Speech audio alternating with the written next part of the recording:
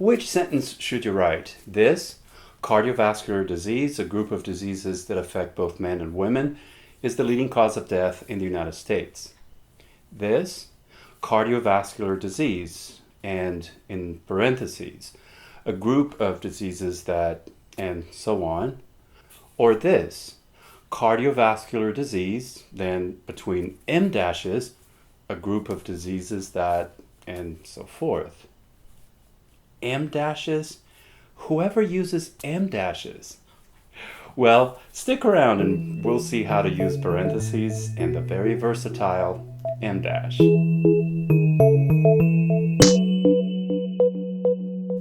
Hi, welcome to Snap Language. This is Mark Franco. We use punctuation to show where sentences and parts of sentences fit together. Sometimes, depending on our choice of punctuation, we can also create very nuanced meaning. Let's look at these ideas first. The main part we want to express is that cardiovascular disease is the leading cause of death in the United States. We also want to explain or point out something more about cardiovascular disease, that it is a group of diseases that affect everyone. Yes, we can write these two sentences just like this, but this is a little choppy. We can avoid repeating cardiovascular disease twice and embed that extra bit of information into the main sentence all at once, like this. Cardiovascular disease, comma, a group of diseases that affect both men and women, comma, is the leading cause of death in the United States. This extra information is not necessary to the main message that cardiovascular disease is the leading cause of death. We can take it out and still have a good sentence. This sentence is called a parenthetical statement. Oh, it's parenthetical, meaning we can put it between parentheses, like this. Cool. So you can add this extra information, the parenthetical statement, between commas or between parentheses. The meaning is essentially the same. Using the commas, the statement kind of blends in with the sentence, but the parentheses make it a little more separate or detached from the sentence, at least visually. So we can add this aside or parenthetical statement using commas or parentheses. Another way to do that is to use M dashes. By the way, it's called an M dash because in print, it is as wide as the letter M. Anyhow, no more digressions. So using M dashes, we could write the sentence like this.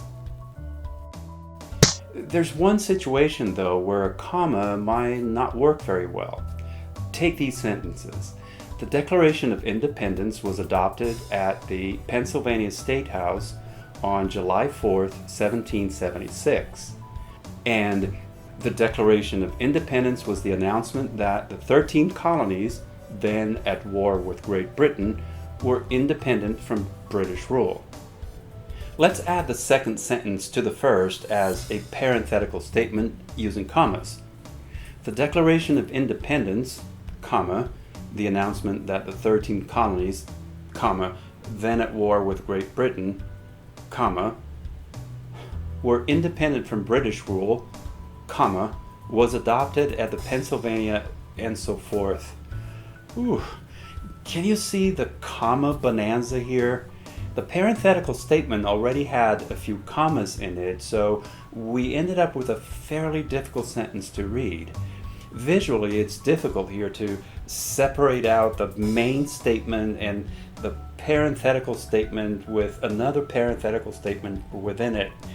In this case, we'd be better off using parentheses instead, like this. This is still a very complex sentence, but much easier to read. Instead of parentheses, we could also use M dashes here. M dashes also have a unique application where commas and parentheses cannot be used to emphasize a sentence, a phrase, or a single word at the end of an idea. Look at this example. After much thinking, I finally found the word that best described my decision. Stupid. In this case, a comma would not work. Nope, sorry, can't use a comma here. Among Pedro's fine qualities, one virtue stands out: his compassion. Nope, no comma here either. Just can't. Many people start their own businesses for one reason: to be their own boss. In each of these examples, you could also use colons, but I don't know, there's something special about using em dashes instead. They add extra emphasis to the idea at the end of the statement. At this point in the video, one thing was certain: it was time for a transition. Where you have the choice between commas, parentheses, or em dashes, does it make any difference which one we use? Well, as I mentioned earlier, the parentheses make it visually clearer than commas that the statement is parenthetical. The parentheses remove the statement from the sentence structure a bit more. Em dashes are also a little more common in formal writing than in everyday writing. Reporters use them in newspapers and magazine articles. You also see em dashes in academic writing fairly often. Compared to parentheses, em dashes seem to be a bit more forceful. They bring more attention to the parenthetical statement. I think the best way to get a good handle on when to choose commas, parentheses, or em dashes in these situations is to start experimenting with them when you write. And definitely start paying closer attention to them when you read. Well, when you read well-written materials. Remember the one time where you must use em dashes to emphasize something at the end of an idea. Keyboards have no em dashes, so how do you add them to your text? No worries. In most word processors, just use 2 hyphens and they'll automatically change into an em dash. Now, if you're writing a web page, you'll need to use the HTML code, and you're all set. These punctuation marks have other uses, but these are the main ones. The other uses are easy enough, and I'm sure you'll get them with practice. For now, there's little left to do. Like, share, and subscribe. And don't forget, always check the description below a Snap Language video. I often add relevant information and related links there. And of course, thanks for stopping by and watching this video.